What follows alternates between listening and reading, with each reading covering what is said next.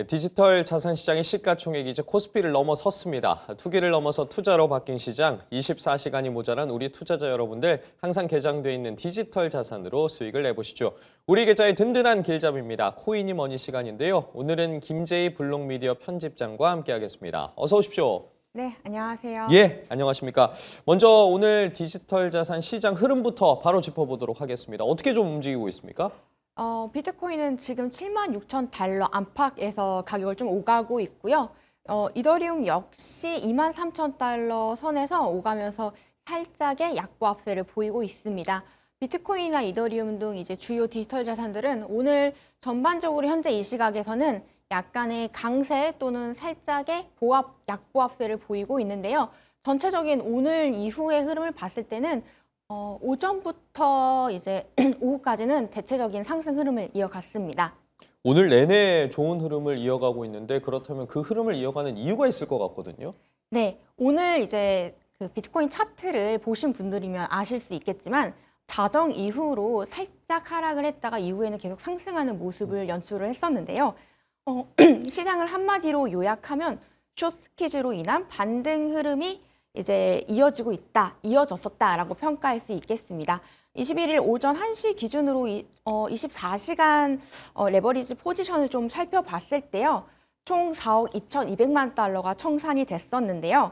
이때 롱 포지션, 그러니까 상승에 베팅한 매수 포지션이죠. 롱 포지션은 이제 2억 7,800만 달러가 청산이 됐습니다. 그러니까 초기 하락 구간에서 레버리지 롱 포지션들이 좀 쓸려 나갔다라고 보실 수 있겠고요. 이후에는 같은 시각 이제 24시간 기준으로 매도에 베팅한 숏 포지션은 1억 4,388만 달러가 청산이 됐습니다. 롱과 숏의 차이를 봤을 때 약 2배 정도가 차이가 난 거죠. 롱 포지션들이 많이 청산이 됐었다가 이제 24시간 전에는 이랬지만 12시간 전에도 한 1.5배 정도 롱 포지션이 많았지만 4시간 전, 1시간 전 기준으로 살펴봤을 때는 이 화면을 보시면 롱 포지션은 대폭 줄고 숏 포지션들이 대거 청산되는 모습을 보실 수 있습니다.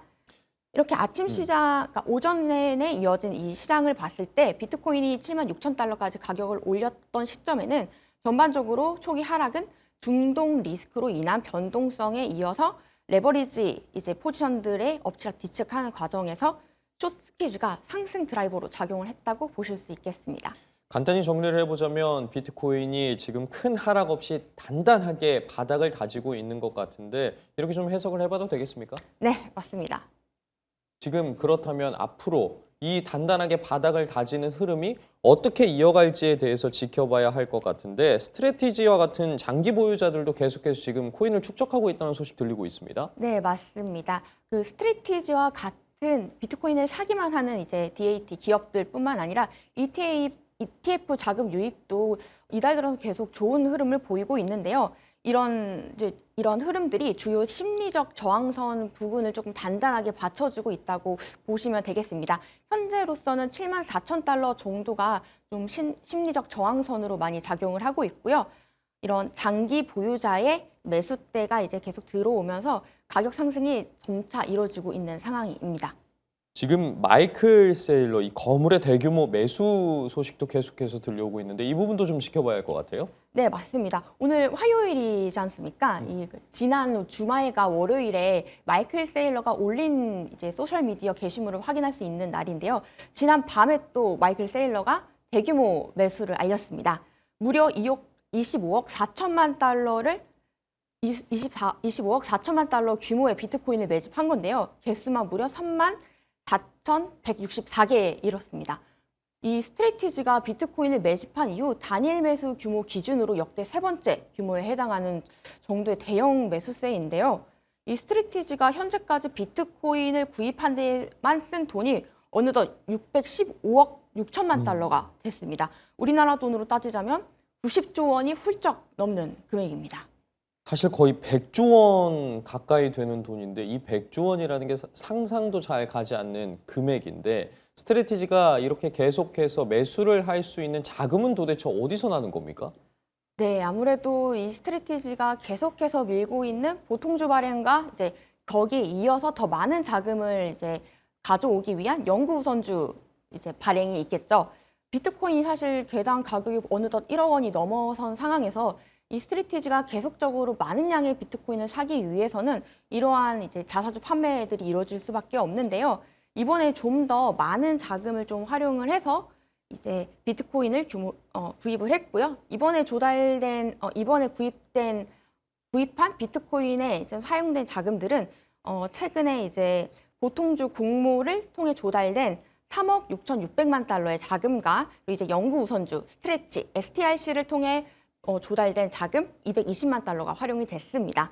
아울러서 또 좀 더 원활하게 자금을 좀 받고자 스트레티지가 발표한 소식이 하나 있는데요. 예. 스트레티지의 그 연구 우선주 STRC의 배당률이 연 기준 11.5%나 되는 고배당주이잖아요. 이 배당주에 대한 배당 지급을 월 1회에서 2회로 늘리겠다고 파격 발표를 했는데 사실 잘 살펴보면 이 배당률은 그대로 두고 이제 월 1회 지급하던 걸 2회로 쪼개서 지급하겠다는 얘기인 건데 사실 이것으로 인해서 얻을 수 있는 효과는 주주들에게 좀 더 안정적인 배당을 나눠서 지급해 줄 수 있는 효과들이 있겠고요. 사실 이렇게 고배당을 지급하다 보면 배당락 효과가 발생할 수밖에 없는데 이러한 변동성을 좀 줄이기 위한 장치로 배당을 나눠서 진행하겠다는 결정을 진행했습니다. 이사회가 오는 6월 8일에 예정이 되어 있고 이때 해당 안건이 통과가 되면 이후 배당은 월 2회로 나눠서 받게 되십니다. 관련된 내용 짚어주셨는데 정리를 해보자면 지금 자금 유입과 관련된 긍정적인 소식들 들리고 있고 투자자분들 입장에서는 이렇게 자금이 계속해서 들어오니까 내가 좀 이 비트코인에 관련해서 긍정적인 부분 전망해 볼 수 있겠다라고 생각하시는 분들 많을 텐데 그와 반대로 지금 이 시점에서 좀 조심해야 될 부분도 분명히 있을 것 같거든요. 주의해야 될 부분도 짚어주시죠. 네, 한 네 개 정도로 좀 정리해서 말씀드릴 수 있겠는데요. 우선 이제 곧 열리죠. 오후 11시, 우리나라 시간으로 오후 11시에 캐비너시 연준 이제 후보자 분의 청문회가 열립니다.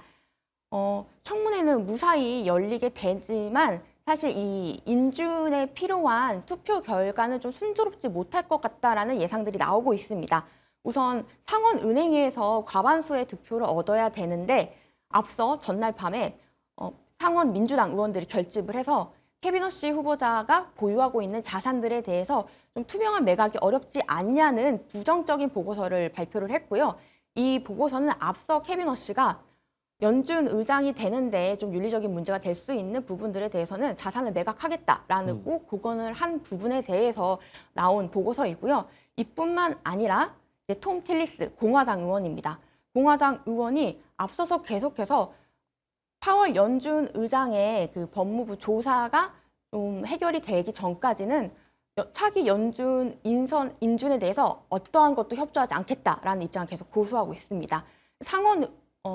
상원은행위 의원 구성이 24명 중 공화당 의원이 13명, 그리고 민주당 의원이 11명인데 우선 보고서를 통해서 민주당 의원들은 대체로 반대를 하겠다라는 의사를 사실상 밝힌 셈이고요. 공화당 13명 중 톰 틸리스 의원을 제외를 하면 12명이 남게 되는데 이 12명이 모두 다 찬성을 한다고 하더라도 과반이 되지 않기 때문에 연준 의장의 인선이 조금 차질을 입을 수 있다라는 전망도 있습니다.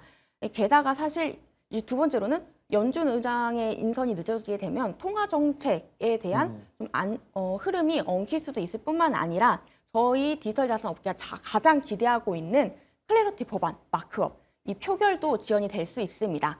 현재 4월에 지금 상원은행위가 열릴 수 있는 기간이 열흘 정도 남아 있는 상태인데요. 5월에는 첫 주에 정기 휴회를 하고 마지막 주에는 현충일을 맞아서 메모리얼 데이 정기 휴회를 맞게 됩니다. 그렇다면 5월에는 2주 정도의 시간밖에 없는 상황이기 때문에 클래리티 법안이 정상적으로 5월 안에 표결을 마치려면 시간이 굉장히 촉박하다고 볼 수 있겠고요. 그리고 이 채굴 기업들의 비트코인 매도 규모도 한번 짚어보면 좋을 것 같습니다. 이번에 그 발표된 더 에너지 맥에서 집계한 보고서에 집계된 내용에 따르면 미국에 상장된 채굴 기업들이 1분기에만 무려 32,000개의 기록적인 기록적인 규모의 비트코인을 매도했습니다. 네. 이 규모가 얼마나 큰 거냐면요. 지난해 전체 매도 규모보다 훨씬 큰 규모라고 합니다. 엄청난 진짜 규모를 매도를 했는데 정리를 해보자면 투자자 입장에서 긍정적인 부분은 자금이 계속해서 유입이 되고 있다는 부분, 그리고 그와 관련해서 스트래티지 등이 계속해서 매수를 하고 있는 부분이고, 주의해야 될 점은 언급해 주신 것처럼 케빈 허시 연준 의장의 인사청문회 같은 외부적인 요인도 있고, 1분기에 지금 미국에 상장된 채굴 기업들이 기록적인 매도를 했다는 점까지 좀 주의해 봐야 된다라고 말씀을 해 주셨습니다. 오늘 말씀 여기까지 듣겠습니다. 지금까지 김재희 블록미디어 편집장과 함께했습니다. 말씀 고맙습니다. 네, 감사합니다.